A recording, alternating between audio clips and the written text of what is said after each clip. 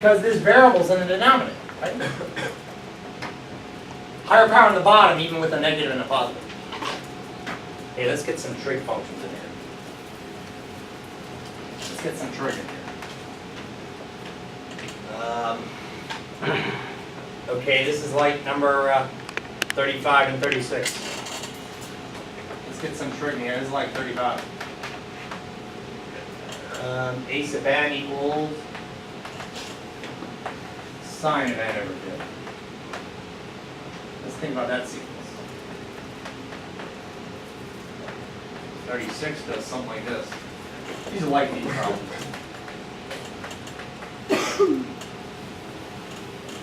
You get that, you get two totally different answers. By the way, the problem in the book has a cosine. And when this goes towards infinity, right? I'll hide this. That expression is heading towards infinity. So now you and I are going to think about the sine graph.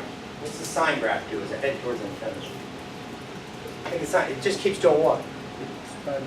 It'd be a bunch of dots, but what would these dots do? I'll use my hand. What would these dots do? Just keep going up, wouldn't it? Bounce between a -1 and a 1. So we can't say, oh, it converges to some numbers between -1 and 1. Sorry. In order to converge, it's got to converge to one concrete finite number. So we're going to have to say what? Yeah, well, we'll say divergent. I'm with you. The limit, you could say this. Just to add some notes. Katie, I'll do that. Limit as n approaches infinity of this sequence right here does not exist. But that means the sequence is what? Divergent. To be divergent, it means the limit does not exist, or the limit heads towards infinity, or the limit heads towards positive. But according to the directions, Katie, it said determine whether it converges or diverges. We could have just said this sequence is divergent. How about this one though? You are good. So hide this. What's heading towards? 0. That's heading towards 0 as n approaches infinity. And what's the sign of 0? 0. So the limit as n approaches infinity of this sequence, I'll put an equal sign to 0. This sequence converges to 0.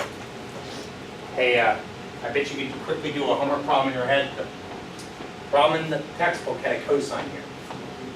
That answer is not 0. What would it be? 1. Because the cosine of 0 is what?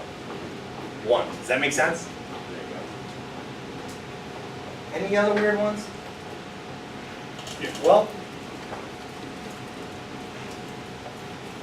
what's the one with the...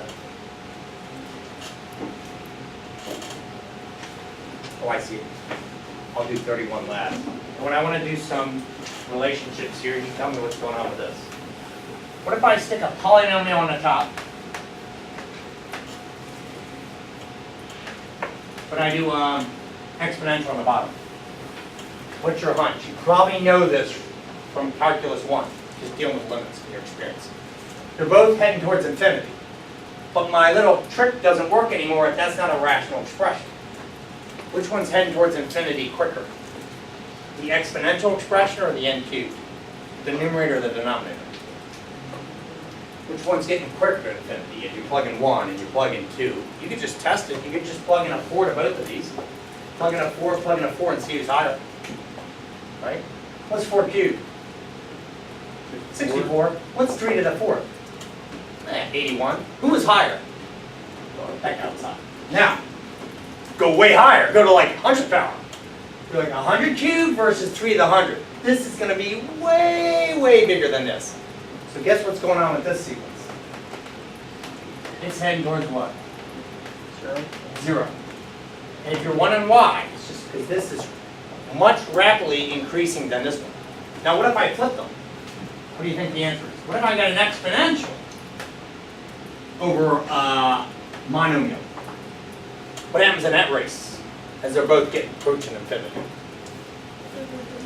This is going to explode, yep, and I guess the limit as n approaches infinity of this sequence is infinity, so I can say this would be what? Divergent. Divergent. The sequence is divergent. See the difference? Does that always happen with monomials? You bet. I could have done n to the 100th power. Can you believe that? Look, and to the 100th power, like monomial versus exponential. This is still going to win. You might not see it at the beginning, but you got to get really, really big. Now there's another way we got to do. We just did monomial versus exponential. Who exploded much more rapidly? The exponential, right? As n approached infinity. You agree? What about an exponential? I did 3 to the n. Let's do 2 to the n. They're exponential. They grow exponential, right? Like bacteria. Yeah, but what if they're raised in a factorial? So the first thing is I got to make sure there might be people on the seats right now who don't even know what a factorial is. So can we talk about that? That's called factorial. N factorial. So let's look at some of these. If someone in this class is like, I've never seen that before, it's an explanation point. There's so many dots on the board, I gotta make sure I really show this really big. So you get that. An explanation point. Factorial. So what is 3 factorial math? 3 times 2 times 1. What's 2 factorial math? 2 times 1. What's 1 factorial? 1. And if you're curious, someone 0 factorial is actually 1 by definition. We don't have any negative factorials. But these get pretty doggone big. I mean, 5 factorials already at, what's 5 factorial? We can read it. 5 times 4 times 3 times 2 times 1. You're already at 120. 6 factorial, you're already at 720. These get huge really quickly when I'm talking about increasing n. You follow me? So if you're wondering, who's going to increase much more rapidly? Let's explore. Someone, you got your calculators? Who's bigger? 2 to the 10th or 10 factorial? What's 2 to the 10th? I'm just curious. Versus a 10 factorial. Like, who's much bigger? And you can be able to figure out this limit as n approaches infinity. What's 2 to the 10th? 1024. 1024. Okay, 1,000. That's kind of big. Yeah. What's 10 factorial? 3,628,000. 3 million. Yeah. Come on, hear this? Do you see the difference? Who's approaching infinity much more rapidly, much quicker? Factorial. This denominator. So where's this heading? The limit as n approaches infinity. A base of n is 0. I think there is, but I was still playing. Hey, now, once again, what if I flip-flop these? What do you get a factorial over an exponential? Where's that at? That's divergent, isn't it? What's the limit? As a sub n, as n approaches infinity, this is heading towards 1. So I guess exponential was so powerful, it was beating everything until who came along? Factorial. Mr. Factorial, right? Now if you're curious, can anything beat a factorial? Actually, something could beat it. How about n to the n? Don't you love math? It's fun. Can you think about n to the n? You want to look at that? Oh. There you go. No exponential, you go, well, hold on. What about n to the n? That's a totally different story, isn't it? Let's just look at, whoops.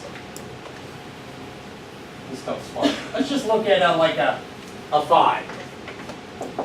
Can you check out 5 to the 5th power on your calculator, which versus 5 factorial?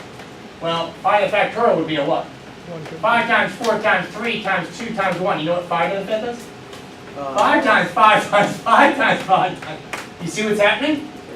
Who's going to win that race? And I guess we could go on all day. Who could beat n to the n? How about n to the n to the n? And then that to the n. Do you follow me? This stuff's fun. Hey, great job. We're about to do 11-2, but I thought there's one problem in the notes that might bug you because I got a wrap. So, this is number 31. Can you help me out with this? They want you to find the limit as n approaches infinity. They want you to determine whether the sequence converges or diverges.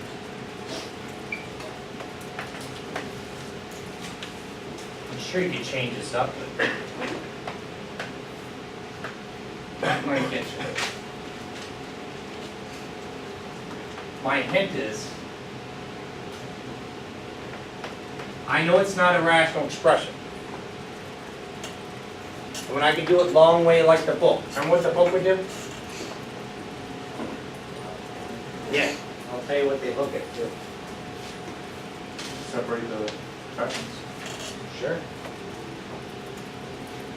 But I want to do something. I'm going to hide this. What would that be? Just that part right there. I know it's not a rational expression, but we'll get this answer real quickly if you look at it this way. That's n squared, right? That's n to what? 3/2. So look at what you really have. You got an n squared in the numerator versus a what? Where's the higher power? Where's this heading? This is heading towards infinity. Do you follow me? I mean, you can write out all the notes like I was saying.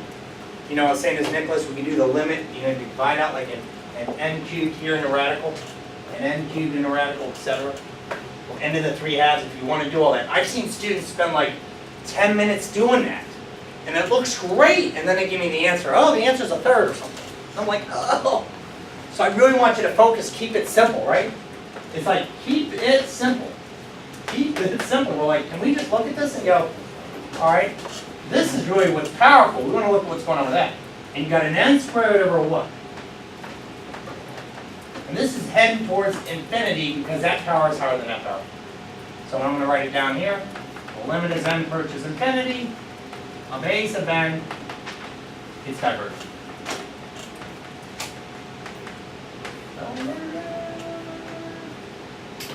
It's a good job. There weren't any other weird ones, were there?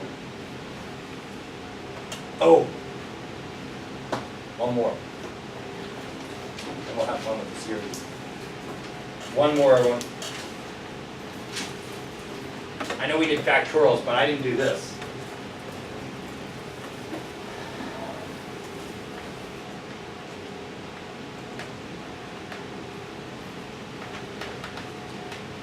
Slide number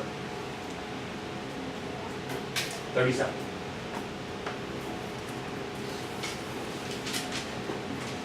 There's a factorial on the top and a factorial on the bottom. This is the sequence. 2n minus 1 factorial over 2n plus 1 factorial. So before we do that problem, let me just look at a simpler example. Before we look at that example, can we look at this? This looks confusing right now. Your goal will be, because there's factorials on the top and the bottom, you're going to want to simplify the expression and get rid of those factorials. We couldn't do that before when there was only a factorial in the denominator with an exponential. We can simplify this. So I'm going to start with this example. How about a very simple example? What's n factorial over n factorial? How does that simplify? Well, that would be n plus 1. What's 1 less than n plus 1? N. What's 1 less than n? N minus 1. I think that's far enough. Dot, dot, dot. It's just going to keep going like that, right? What's this mean mathematically? N. What's 1 less than n? N minus 1. 1 less than that. We get it. Dot, dot, dot. What cancels? Everything cancels out except for the 1. So this is simplified and is equivalent to an n plus 1 with no factorial symbol. Do you follow me? So if that was a sequence, that's heading towards infinity. Do you follow me? I'll let you copy that, but feel free to think that way. Just keep going and going until they start crossing out. But if you want to see how would the author write this, like in a pre-calc textbook, the author would write this as, I'll wait till you all have a job. I like when you all actually just keep going, oh, it's 1 less than that. It's 1 less than that. It's 1 less than, and then you do it again, you can see everything cancel. Can you think of it by just plugging a number like Yes, 2 and like you sure can. That's a great technique. It's a good problem-solving strategy. You're like, I'm going to plug in a 5. 5 plus 1 factorial over 5 factorial just comes out to be this 5 plus 1. That's a great idea, too. That would work with these, too. You ever get stumped on them? Hey, the author would write this as this, simplify. He would say, this is n plus 1 times an n factorial. And what cancels? You know, you wouldn't see what I just wrote in the textbook. So if you like this, think that way, great. If you're like, that confuses me, think the opposite way. Of how you just keep going 1 less than it until you see things cancel. If you got a factorial or a factorial, okay? Just keep writing them out until stuff or cancels out. So let's try this. So I'm going to do it the way I did it the first time. We're trying to get this thing simplified so we can find whether or not convergence or divergence. What's 1 less than 2n minus 1? 2n? Wait, 2n minus 2, right? Good. What's 1 less than that? 2 minus 3, and we're like, okay, we get it, we get it. We get it. I'll write it again, everyone, just to give it more room. That's 2n minus 1. 1 less than that is 2n minus 2, dot, dot, dot, forever and ever and ever. Well, what about this guy? Well, I'm going to start him way over here. That's 2n plus 1. What's 1 less than 2n plus 1? 2n. All I need you to do is subtract the 1. 2n. 2n. What's 1 less than that? 2n minus 1. And eventually, you're going to see things start to what? Cancel. And everything would just cancel, except for what? Oh, you're out. The rest of this stuff would be out forever and ever and ever. All these numbers would cancel. This sticks. And what's that in top? That's not a 0. So 1. That's a big old 1 right there, one. So this expression is equal to 1 over 2n plus 1 times 2n. My goodness, it's a rational expression. That's a rational expression, that sequence. That's what it is. And the higher power's in the bottom. What's going on with that sequence? Goes to 0. Higher power's in the bottom. That limit's heading towards the 0. It's converted. Cool. For a test, we have to show that work. No. Or, No, you wouldn't. I know you're going to be doing much with, when it comes to the tests, I love when students abbreviate. You don't have to write out, when we get to that in a second. But we do have to justify when it comes to tests. You say, which test did you use for the series? But with this, you wouldn't. okay, thank you. You wouldn't. Someone might have looked at this graphically, right? Hey, again, how would the author write this? He would say this is equal to what? This is 2n plus 1 times a 2n times a 2n minus 1 factorial, and then he would show what canceled. That this just did what? See? Notice I don't have factorials on it.